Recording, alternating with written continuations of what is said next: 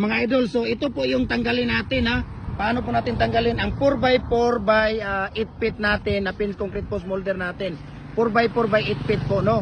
Dapat talaga pag nagtatrabaho tayo may mahalong pagmamahal para ang labas ng ating concrete post, ang quality ng labas natin dito ay quality po. Ayan, tinatanggal na po nila.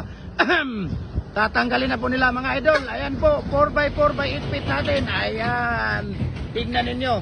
So, ayan, makikita ninyo mga idol, no? Ito po yung order ng ating kababayan na si Kuya Wilson Welcome po ng Purok Tres, Barangay Mahayag,